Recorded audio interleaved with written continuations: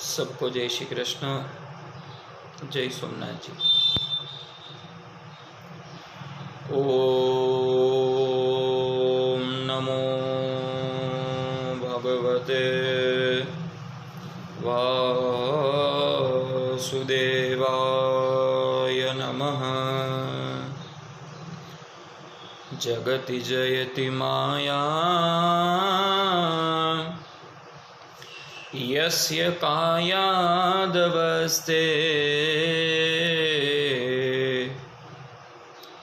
वचन रचनमेकं केवलं चाकल्य। ध्रुवपदमपि प्रातो यत्कृपा ध्रुवोऽयं सकलकुशलपात्रं ब्रह्मपुत्रं नतास्मि। कृष्णं नारायणं वन्दे, कृष्णं वन्दे व्रजप्रियं, कृष्णं द्वैपायनो वन्दे, कृष्णं वन्दे पृथासुतं।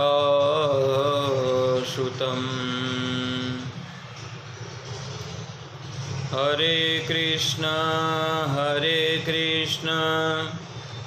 कृष्ण कृष्ण हरे हरे, हरे राम राम राम हरे हरे। सभी को जय श्री कृष्ण, जय सोमनाथ जी, जय सिया राम।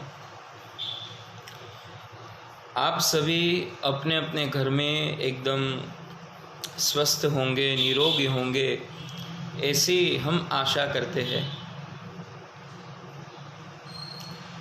भगवान ने जो ये समय दिया है,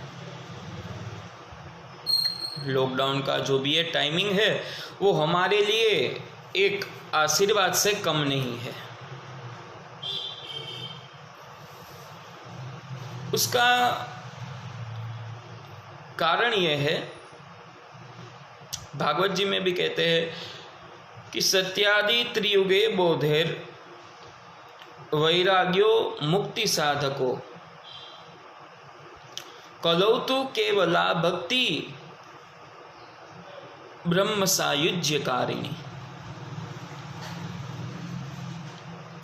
जब सतयुग, त्रेता, द्वापर, ये सारे जो भी युग थे, तो उसमें ज्ञान और वैराग्य है, वो मुक्ति के साधन कहलाए जाते थे। परंतु जब से कलयुग शुरू हुआ, कलयुग में मात्र और मात्र भक्ति ही भगवान को पाने का एक रास्ता है। भक्ति के द्वारा आप भगवान को पा सकते हो।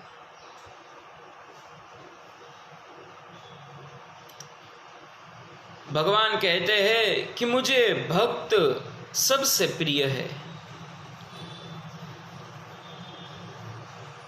भागवत जी में भी अलग अलग भक्तों की नवम स्कंद में कथा दिखाई है। भगवान ने जिस जिसकी रक्षा की है, वो भी सब दिखाया है। आज हम यहाँ पे भगवत चर्चा के लिए जो एकत्र हुए हैं, तो आज कुछ वेद के मंत्रों का चिंतन करेंगे, अध्ययन करेंगे।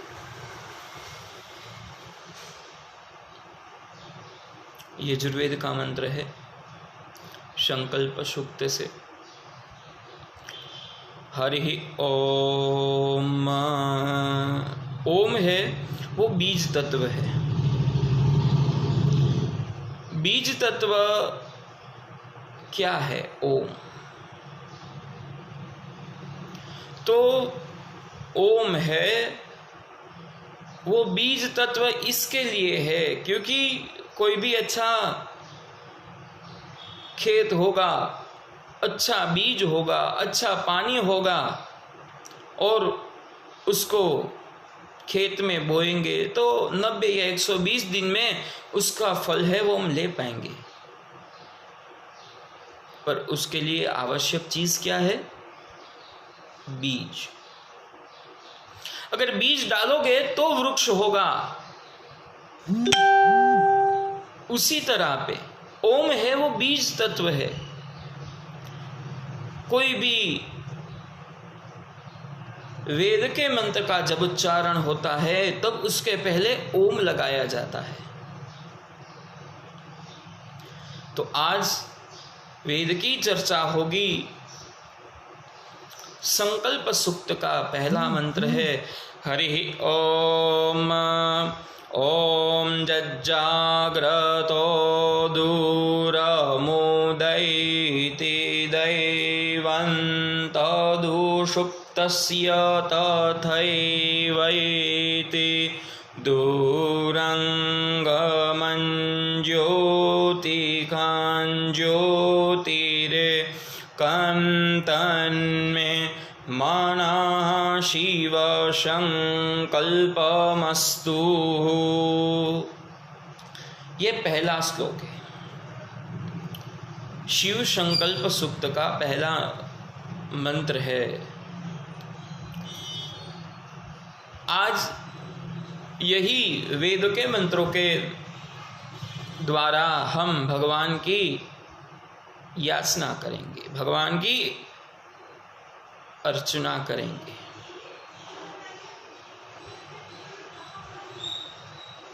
इसका अर्थ क्या होता है? अपने मन की शक्ति अनंत है।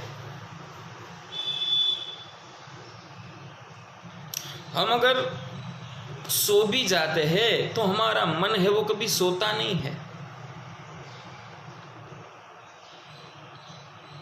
जागृतो दूर मुदे। हम जब जागृत अवस्था में होते हैं तब अपना मन है वो कुछ ना कुछ सोचता रहता है, कुछ ना कुछ करता रहता है। अपने मन की जो शक्ति है वो अनंत है और हर एक मन है वो अपनी अपनी आवश्यकताओं में लगा रहता है।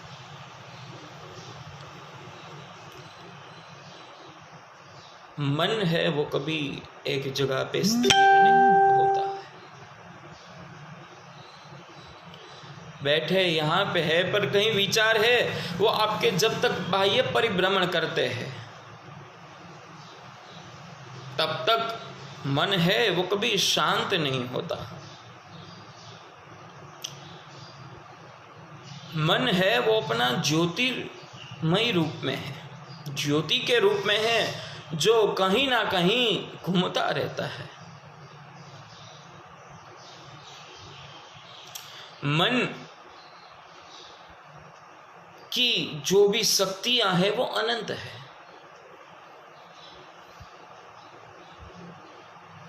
लेकिन मलिनता के जो भी आवरण है उसके द्वारा वो मन है वो ढक गया है। मलिनता किसकी है?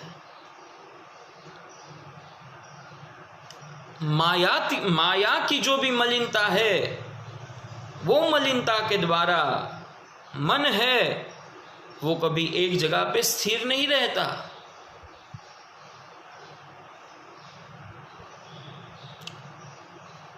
हम पूजा में बैठते हैं, भगवान की नाम की माला करते हैं और अचानक अपना ध्यान है वो घड़ी की तरफ जाता है। वो आज तो मैं लेट हो गया, माला की ना की खत्म करके सीधे चले जाएंगे।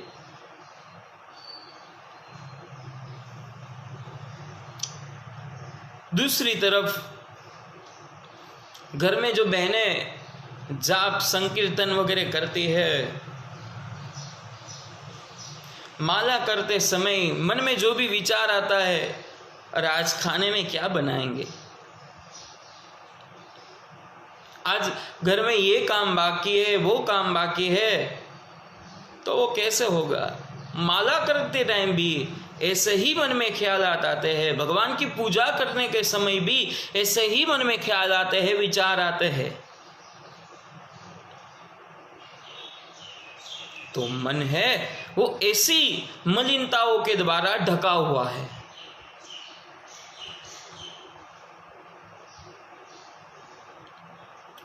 और मन है वो कभी सोता नहीं है।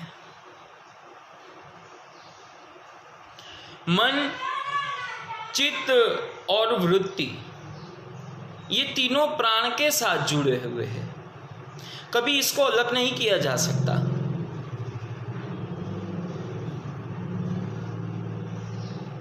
और मन कभी हमें भूतकाल में ले जाता है और कभी कभी यही मन हमें भविष्य की उड़ान की ओर ले जाता है।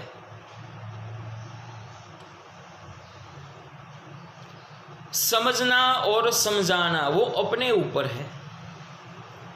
जब तक हम खुद नहीं समझेंगे तब तक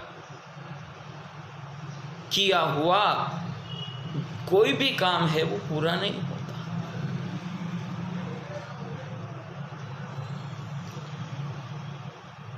मन है वो चंचल है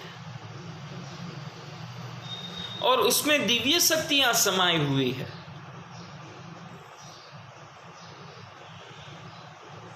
और खुद भी बहुत बलवान है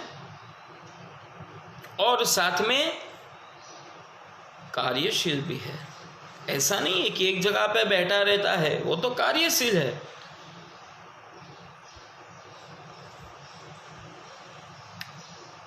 एक क्षण भी कभी स्थिर नहीं रहता है।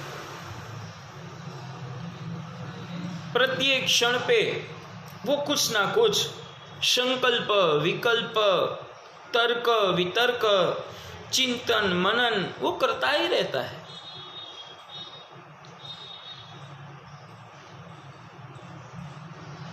खुद कभी आराम नहीं करता है।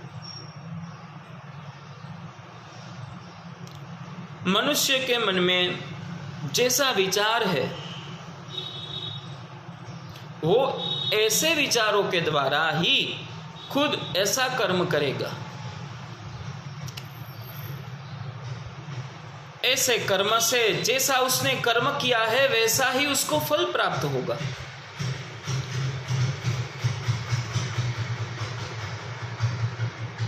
और अंत में जो कर्म किया है ऐसा फल पाने के बाद में वो कुछ ना कुछ सोचेगा। तो उसका अर्थ क्या हुआ कि इंसान का जो भी चरित्र है वो उसके विचारों पे डिपेंड रहता है, निर्भर रहता है।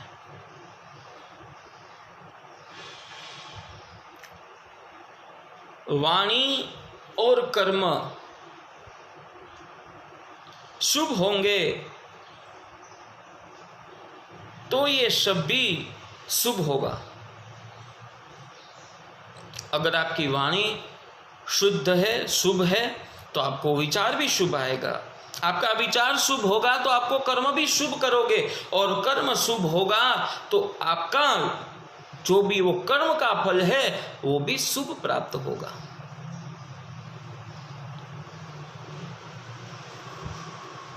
इसीलिए भगवान कहते हैं कि यादृशी भावना तादृशी सिद्धिर्भवतु। जैसी आपकी श्रद्धा है, जैसी आपकी भावना है, वैसा ही फल आपको प्राप्त होगा।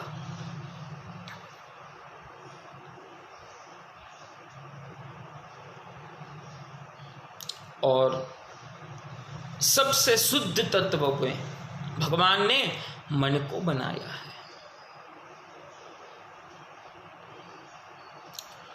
आगे बढ़ते हैं। दूसरा मंत्र है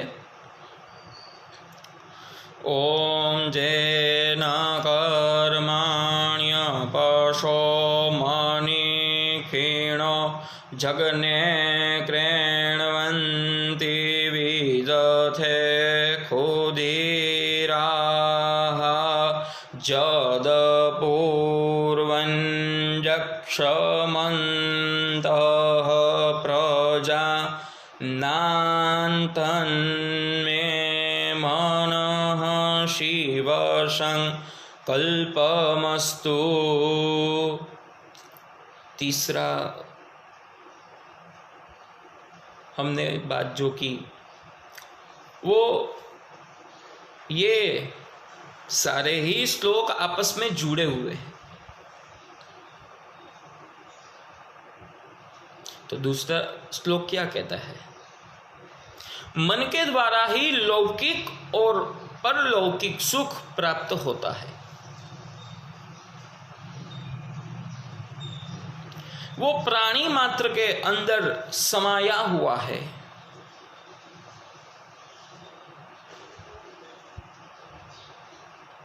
और इसीलिए अपना मन शुभ और कल्याणकारी बनाइए। अपने विचार है वो कार्यरत रहे, पर प्रभु के कर्म में कार्यरत रहे।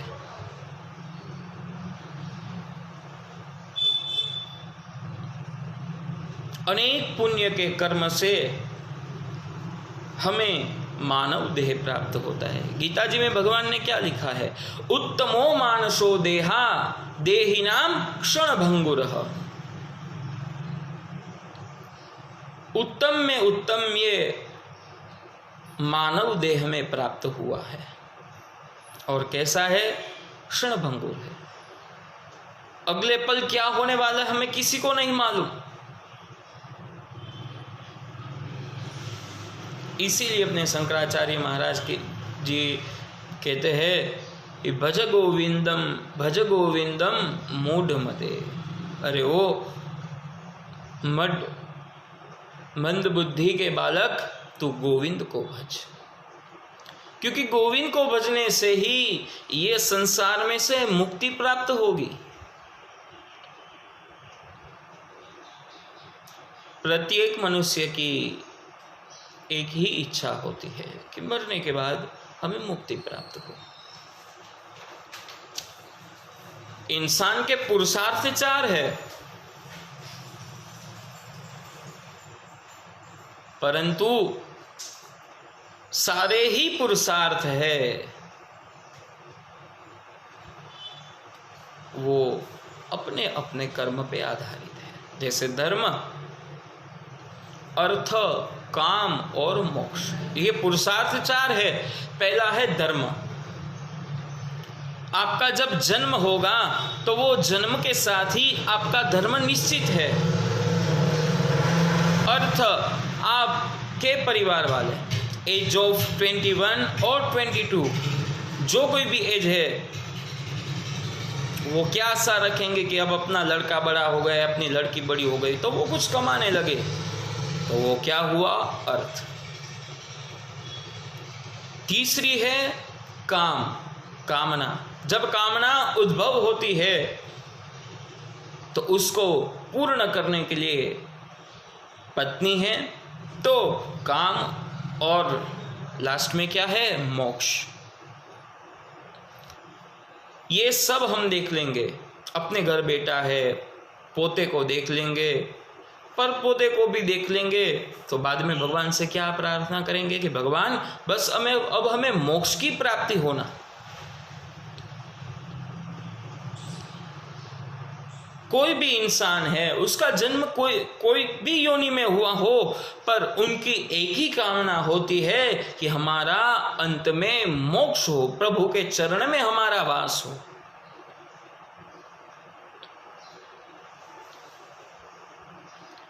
मोक्ष की कामना है हमारे मन में, एक ही कामना है, वो क्या है? मोक्ष की।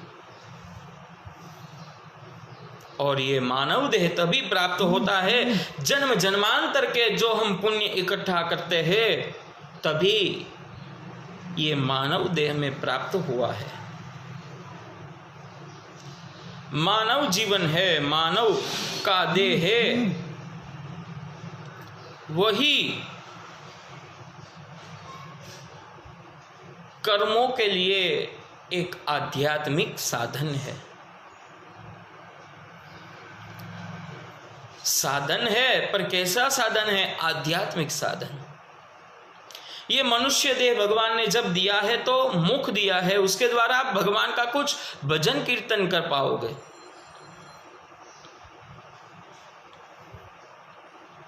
वैसे ही प्राणी पशु पक्षी सब है, तो उसका वो बोल नहीं सकते, मुख तो उनको भी दिया है ना, जिह्वा तो उनको भी दी है, पर भगवान ने उसको वाणी नहीं दी है। तो वो भगवान का भजन और कीर्तन नहीं कर पाते हैं।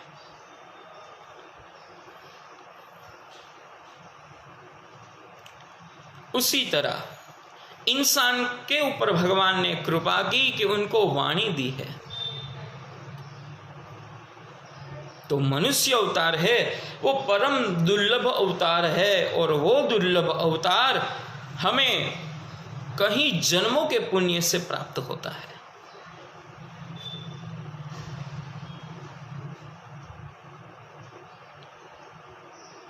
और वेदों का उपदेश यही है, मन की कार्य सिद्धि को प्राप्त करने का मनुष्य ही साधन है। और दृढ़ मनोबल है जिसका, उसको कभी कोई रोक नहीं सकता। अगर आप स्टूडेंट हो तो ठान लोगे कि मुझे 10th में 12th में साइंस में नीट की एग्जाम्स में मुझे इतने मार्क चाहिए यानी चाहिए, तो उसके लिए आपको क्या करना पड़ेगा? मेहनत करनी पड़ेगी। इसलिए भगवान क्या कहते हैं कि कर्मणि एव अधिकारस्ते मा फलेषु कदाचन। आप कर्म करते जाइए, पर फल की आशा मत रखिए, फल देने वाला भगवान बैठा है।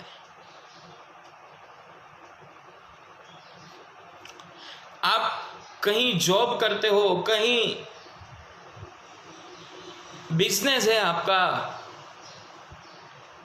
कोई भी काम करोगे उसमें आप अपना 100% दोगे। भले ही आपकी सैलरी आपके काम से नहीं है, काम के मुजब नहीं है, परंतु आप अपना 100% दीजिए। ये तो नहीं, परंतु ऊपर वाला देख रहा है। एक दिन वो ऐसा फल देगा कि ये उनका 100% है, वो आपको कवर हो जाएगा। कोई भी जगह पे आप काम करते हो, वहां पे आपका सैलरी कम है, तो ऐसा मत सोचिए कि मैं अपनी सैलरी के मुताबिक काम करूंगा,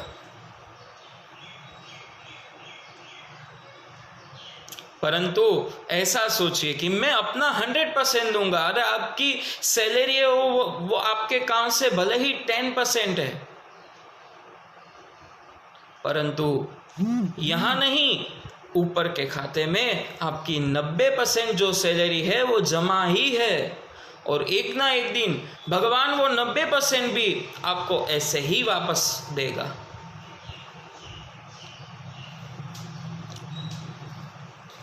तो सबसे बड़ी शक्ति क्या है? Positive thinking. मन की जो भी विचार शक्ति है उसका मनोबल दृढ़ बनाइए, सुनिश्चित बनाइए, क्योंकि दृढ़ मनोबल के आगे सभी को झुकना पड़ता है।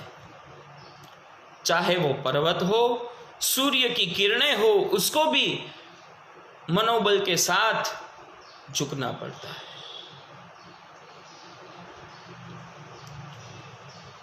देखा जाए तो भागवत जी में भगवान ध्रुव जी का चरित्र आता है। अपनी सौतेली मां ने पिता की गोद में बैठने से ना बोल दिया कि तुम यहां पे नहीं बैठ पाओगे, ये तुम्हारा अधिकार नहीं है, अगर तुम्हें बैठना है तो तुम्हें मेरी कोख से जन्म लेना पड़ेगा। सुरुचि माता ने ऐसा उनको बताया। फिर ध्रुव जी ने ये ठान लिया कि अब मुझे ये गोद में बैठना है। सुनीति माता, ध्रुव जी की माँ थी सुनीति, उन्होंने बताया कि बेटा वो बात तो सही है, तुम्हारे पिता मुझे तो ऐसे रखते नहीं महारानी के तौर पे, तो आप एक काम करो, वन में जाओ और भगवान को प्रसन्न करो। अगर भगवान आप पे प्रसन्न हो तो उनकी गोद में बैठ जाना, क्योंकि उससे बड़ी तो किसी की गोद है नहीं। ध्रुव महाराज नन्हे से बालक थे और वही बाल्यावस्था में वो निकल पड़े। क्यों? क्योंकि उनका मनोबल था, वो दृढ़ था कि नहीं, मुझे ये करना है। बीच में नारद जी प्राप्त हुए। नारद जी ने पूछा, अरे बच्चे कहां पे जा रहा है? वो उनकी परीक्षा ही ले रहे थे।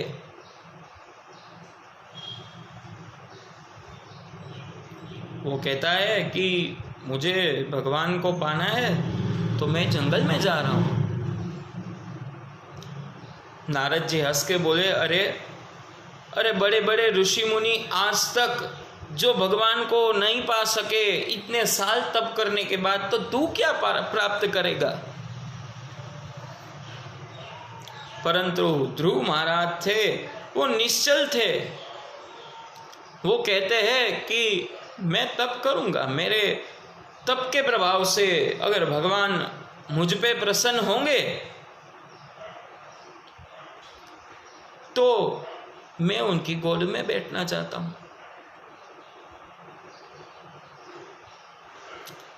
नारद जी उसको बहलाने का प्रयत्न करते हैं कि कहते हैं, अरे वहां पे हिंसक पशु है, तुम्हें मार डालेंगे, तुम्हें खा जाएंगे। परंतु महाराज तो ध्रुव जी थे, वो निश्चल थे, उनका मनोबल था, वो दृढ़ था। उन्होंने दृढ़ भक्ति की थी भगवान की। तब नारद जी उन पे प्रसन्न हुए और कहा, बेटा तू जरूर एक ना एक दिन प्रभु को प्राप्त करेगा। फिर वापस उन्होंने पूछा कि तुझे कोई मंत्र श्लोक आदि कुछ आता है भगवान को प्रसन्न करने के लिए? ध्रुव जी महाराज बोले कि नहीं, हमें तो कुछ नहीं आता।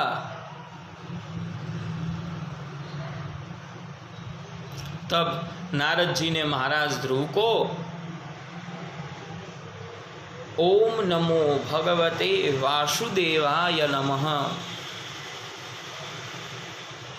ये मंत्र दिया और वह कहा कि इनका आप जप करो, इनसे आपको भगवान की प्राप्ति होगी। ध्रुव जी महाराज ने वो बहुत सालों तक ये तप किया। भगवान ने तप करने के बाद श्री हरि उन पे प्रसन्न हुए, क्योंकि उनका मनोबल था, वो दृढ़ था। उनको मन में बस लग गया था कि अब मुझे ये करना है। ऐसे ही अपना मनोबल भी आप अपने कर्म में दृढ़ रखिए, तो दृढ़ कर्म के करने से ही कर्म की भी संपूर्ण फलता हमें प्राप्त होगी। और प्रभु की भक्ति में अपना मन अडग रखिए, निश्चित रखिए कि अब मुझे ये काम ही करना है और ये कर्म के द्वारा मैं ही ये चीज को प्राप्त करूंगा। तो इसी के साथ आज की भगवत चर्चा का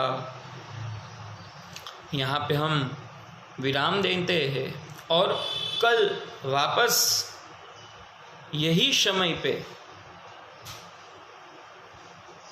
भगवत चर्चा के लिए एकत्र होंगे और कुछ पर्याप्त भगवान की चर्चा करेंगे।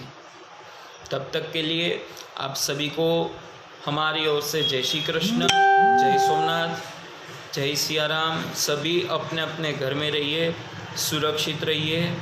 जय सोमनाथ जी, सबको जय श्री कृष्ण।